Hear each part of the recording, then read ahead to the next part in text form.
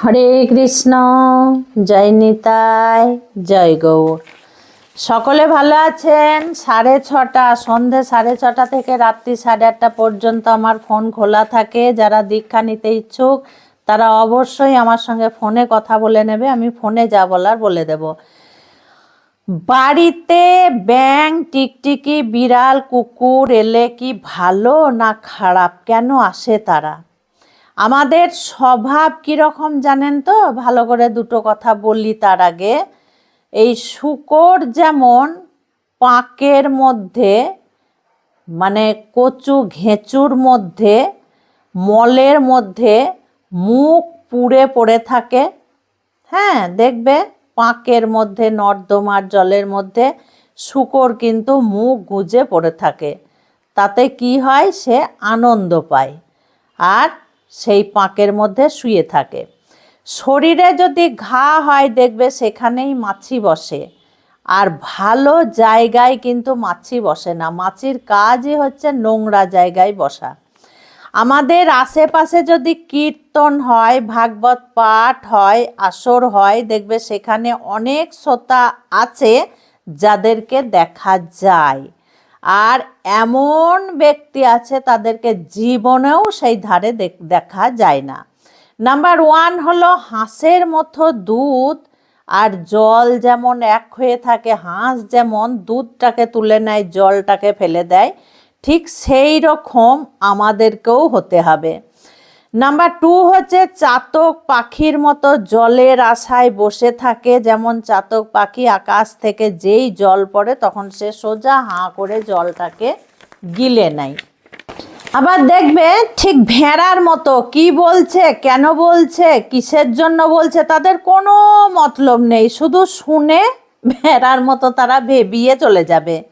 হিংস্র পশুর মতো সবকে পিষে মারবে, নিজে তো শুনবেই না, যারা শুনতে এসেছে তাদেরকেও শুনতে দেবে না, শুধু দোষ ধরবে আর সবকে কানে কানে এটা বলবে, সেটা বলবে, ওটা বলবে। আমি কেন বলছি এই কথাগুলো আমি বলছি পরে। মায়ার জালে পড়ে ছটপট করবে, তার জন্য তারা শুধু ভাগবত পাঠ আসরে ও কীর্তনের আসরে আসবে, ছাগলের মতো বসবে, পাগলের মতো বকবে, আর ঝাঁটা বারুনের কথা বলবে, ব্যাঙ টিকটিকির কথা বলবে, আর সেখান থেকে চলে যাবে।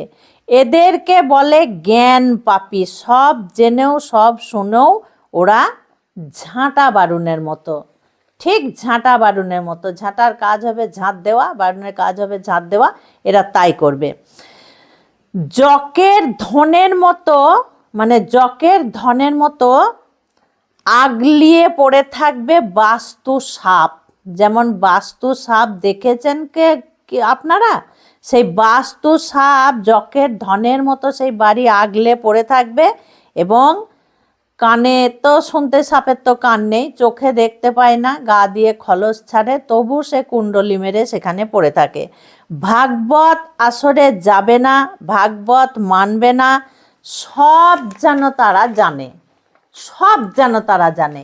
এবার এতগুলো কথা আমি কেন বললাম আমার সন্তানেদেরকে বলি, এবার শোনো একটা একটা করে। দেখো, প্রত্যেকটা প্রাণীর উপরে নির্ভরশীল। এগুলো শাস্ত্রতে কি আছে, শাস্ত্রতে কেন বলা আছে, তবেই আমি মানব, তাছাড়া আমি মানব না, এগুলো বলা একদম ঠিক নয়। শাস্ত্রর কথা রেখেই তুমি একবার ভাবো না, তুমি কোথাও জঙ্গলে বা কোথাও কোনো জায়গায় যাও, সেখানে একটু খাবার খুলে তুমি খেতে বসো, দেখবে পিঁপড়ে আসবে, গাছের থেকে পাখিগুলো চেয়ে দেখবে, আশেপাশে যদি কুকুর থাকে তারা খাবারের গন্ধ পেয়ে পিছন পিছন চলে যাবে। কেন না? সেই ব্যক্তির কাছে খাবার আছে। আমাদের একটা বাড়িতে প্রত্যেকটা প্রাণী কিন্তু আশ্রয় নিতে আসে। যেমন পাখি বাসা বেঁধে ডিম তৈরি করে বাচ্চা ফোটানোর তালে থাকে, যেমন ব্যাঙ পোকামাকড় দেখলে বাড়িতে আসে সেই পোকামাকড়টাকে ধরে খাবো বলে, যেমন কুকুর আমাদের কাছে আসে এক মুঠো অন্ন পাবে বলে, যেমন বিড়াল সেও আসে আমাদের কাছে একটু খাবারের সন্ধানে। এইভাবে কিন্তু তারা আমাদের কাছে আসে তাদের পেটের চিন্তার জন্য। এটা এইভাবেই মানো না। দেখো, আমি এর আগেও বলেছিলাম, এক হাঁড়ি ভাত রান্না করি, সেই হাঁড়ির ভাতটা কিন্তু স্রেফ আমার জন্য নয়, 5 জনের জন্য রান্না করতে হয়। পশু পাখি, গোমাতা, কুকুর সবকে দিতে হয়, দিয়ে নিজেকে খেতে হয়। তো কুকুর বাড়িতে আসা খুবই ভালো, বিড়াল বাড়িতে আসা খুবই ভালো। পাখি, এর আগেও আমি বলেছি, পাখিদেরকে ছাদের মধ্যে একটা পাত্রতে জল দেবে, কিছু দানা দেবে, তারা খুঁটে খাবে, খুব ভালো। হনুমান এসে যতই ক্ষতি করুক, হনুমানদেরকে কিন্তু মারতে নেই, তাদেরকে কোনো আঘাত করতে নেই, কারণ তারাও রাম ভক্ত। এই সংসারের উপরে না সবার কিন্তু অধিকার আছে, সবার অধিকার আছে। আমি যদি ভাবি ওই কুকুরটা ওদের কুকুর, ওই কুকুরটা রাস্তার কুকুর, আমি ঢুকতে দেব না, ওই বিড়ালটা পাশের বাড়ি পুষেছে, পাশের বাড়ির লোক খেতে দেবে, আমি দেব না, এগুলো মহাপাপ, এগুলো মহাপাপ। ওই জন্য বললাম না, ওই ভেড়ার মতো শুনবে, ভেড়ার মতো ভ্যাবাবে, আবার ওই ছাগলের মতো শুনবে, ছাগলের মতো ব্যা ব্যা করবে আর চলে যাবে। তারা ভালো কোনো জিনিসটা নিতে জানে না। আজ পশু হয়ে হংসরাজ, হংসরাজ কিন্তু জলকে ছেড়ে দুধটাকে নিচ্ছে, আর আমরা কিন্তু নিতে জানি না। আমরা ভাগবতের আসরে গিয়ে ওই কাণ্ড করব, কীর্তনের আসরে গিয়ে ওই কাণ্ড করব, আবার বাড়িতে এসে যাকার তাই হয়ে যাব। তার জন্যই আমি বলছি, দেখো আমার সন্তানেরা, একটা সত্য ঘটনা আমার চোখে দেখা, আমরা দেখেছি একটা ঠাম্মা, সে আমাদের বাড়ির পাশে, সে কিন্তু পাখি যদি বসতো না উঠোনে, ঝাঁটা ছুঁড়ে ছুঁড়ে মারত। চিন্তা করো, ঝাঁটা ছুঁড়ে ছুঁড়ে মারত পাখিকে। তারপরে কুকুর বিড়াল তার অত্যাচারে বাড়িতে ঢুকতে পেত না। একটা ছেলে, সে ভাত পেল না, সেই ছেলে দেখল না, তাকে মেয়েতে নিয়ে চলে গেল দুর্গাপুর।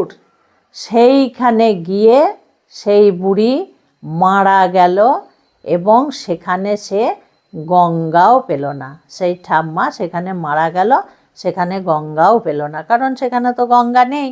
আর ও এখানে মা গঙ্গা দেবীকে এত অপমান করত, মা গঙ্গা দেবীর ঘাট থেকে প্রতিদিন চান করে আসতো, চান করে এসে আবার কি করত, নিজে টিউবওয়েল টিপে আবার বাড়িতে গায়ে জল ঢালতো, আবার সেই শাড়িটাকে কেচে দিত।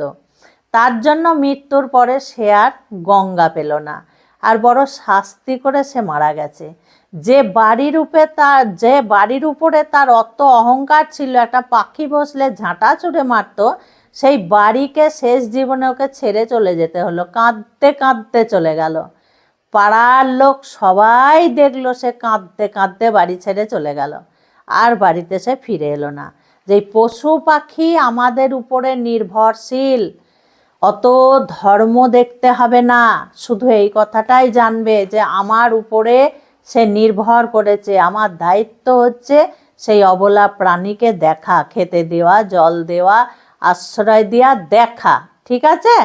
খুব ভালো থাকবে, সুস্থ থাকবে, প্রত্যেকটা ভিডিও দেখতে থাকবে। আজকে আসছি। হরে কৃষ্ণ, জয় নিতাই, জয় গৌর।